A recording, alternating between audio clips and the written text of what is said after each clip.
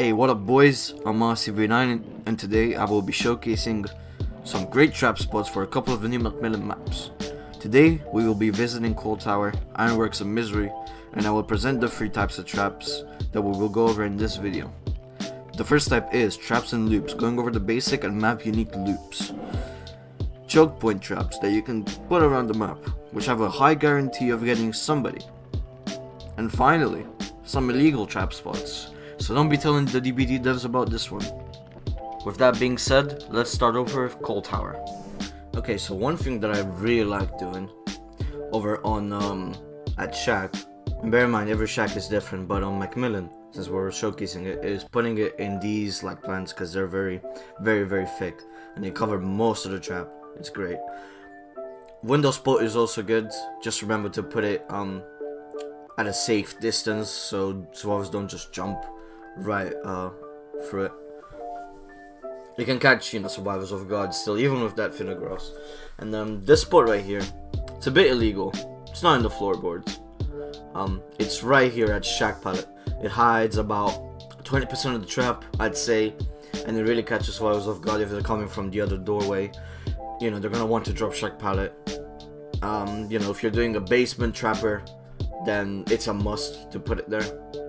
If the pallets drop, then you can put it obviously out from inside. So yeah, this is a choke point, but also a loop trap. It's really beneficial for these double L loops. That's what I call them, back-to-back L's with the pallet in the middle. I really like that trap because you can chase them into it, and it's just great. It also works as a choke point, so they can't avoid it really, unless you really just misplaced it. That trap spot, this one right here, is also good.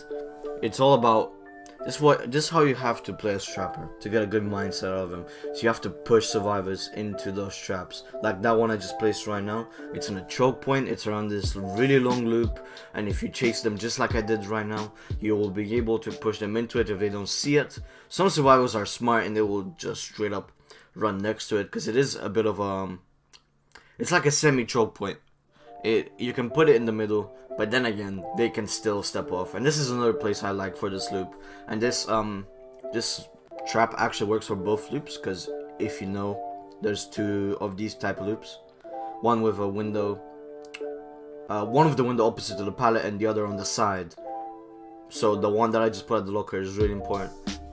Now this is a trap at an LT wall. I'm once again using the really thick plant to my advantage, and you have to push survivors into it. As I said, don't place it too close to the wall, because otherwise it won't catch survivors when they run next to it. So please try and use that plant to your advantage because it's really good. Here we can see how much the plant actually covers of the trap. And this is the only good thing that came out of the MacMillan update. Honestly, this plant right here is a lifesaver for so many loops. Here's the I-shaped loop. That's why this is what I call it. And honestly, this still works even though the grass is so thin. I recommend you place it there and you push survivors right into that trap. It's crucial. And this is something I haven't talked about actually. But if you do get someone in a trap, be sure to change the location of the trap, but keep it on the same loop. Just mix it up. That's another trap spot for another loop. Once again, push them up. It's important. And I think here I'm gonna showcase you a really good trap. If that window is blocked, this is very essential. This still catches people off guard, and you can hide it sort of like 15% through the staircase, and it catches a lot of people off guard because they don't see it coming. They'll go through the staircase and they'll just step on it because the window's blocked and they have no other way to go through. Here, this is a bit of an illegal trap, but genuinely speaking, don't place it, never place it this close to the window. And my friend here will show you just why. As soon as he gets to the other side of the window, as he vaults over, fast vault, you will just see how he just jumps over it like it's nothing. So this is a mistake that a lot of people do when they play trapper. They either misplace the trap and the survivors run next to it, or they put it too close to a window. So don't be that guy. Don't be that trapper player. Put it in a more spaced out angle, and bam, right into the trap, just like that. This next trap here, this is once again a loop trap. I recommend you place it in as much grass as possible. The worst thing about this MacMillan map, the new MacMillan maps, is the lack of grass. It's very thin, and once again, there's a small plant there to help you, which is again quite thick. Try and use it. You know, put the trap right in the middle of it and push the survivors into the trap. I've placed it a bit wrong because it's kind of coming out on the outside, but you know, you should put it more so in the grass. Here, some traps like these can really work out well if it's on a hill, because the survivor is here, they're hooked, and somebody will come for the rescue. The issue with this trap, however, is that the hill where the grass is, you know, helping the trap out, is on the wrong side, because survivors will come from where I'm standing right now in the video. No survivor will come from the left side, not at all. And there's no grass on this side of it, sadly. Here's another mistake that you should never do. If you're hooking someone in the basement, I never recommend you do this, because usually it's an SWF, or they'll just walk slowly and they'll see the trap and they'll just walk right past it. It's a good try, and maybe it'll get you some. It'll get some survivors at lower ranks, but generally I don't recommend it for higher ranks. Trapping chests can be good. On this occasion, not really, unless there's a huge patch of grass there. But as we saw, there's barely any grass on that chest, so I wouldn't recommend it. On other maps, where you can see a patch of grass there, definitely. This is a bit of a choke. Right here, it's a strategic place because of this gen. As you know, as survivors are doing that gen, they might walk into that trap trying to go for the loop. Over here we have this trap, which actually might work if the survivors are cocky. This is just something I wanted to point out, because not many people know about this. You can put it right under the lid, or yeah, the whatever it's called. And if a survivor like that is being cocky and they're teabagging at the hatch, maybe you'll catch him. Who knows? For some traps. This is an illegal spot, which I will showcase too on main building. Most illegal spots are main buildings, and shack, as we saw at the beginning of the video. That covers like 30% of the trap. I wouldn't recommend you break the main door or both doors, because then survivors have so many places to go through. And look, honestly, with a dark tar bottle, you can maybe make these work, especially if you had basement in the main building. I think this would be like amazing. With a dark tar bottle, you could just put your traps just like that underneath the floorboards, and you know, maybe one at the window, and it could work. Here are some choke point traps on main building. It depends on the layout as well. It's always going to be RNG, but between the cars, between the pieces of rubble where the survivors really can't swerve left and right, that's where you want to put them. This is something I was experimenting with. This trap right here, right on the hook. It covers 50% of it, and honestly, I believe right, with a dark tar bottle, it could be kind of helpful. You just kind of have to look for it, for the appropriate place where it hides.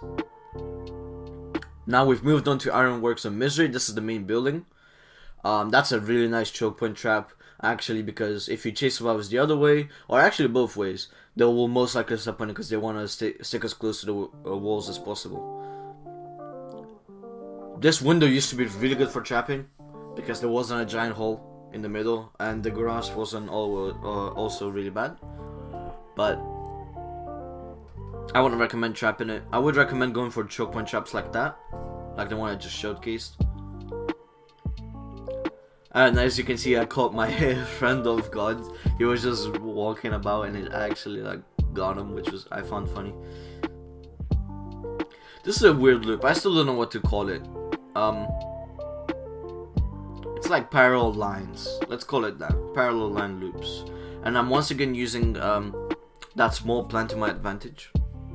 And you can push survivors into the trap. You can pretend to break it and they'll most likely run into it. This trap, I call it the parenthesis. It's kind of weird.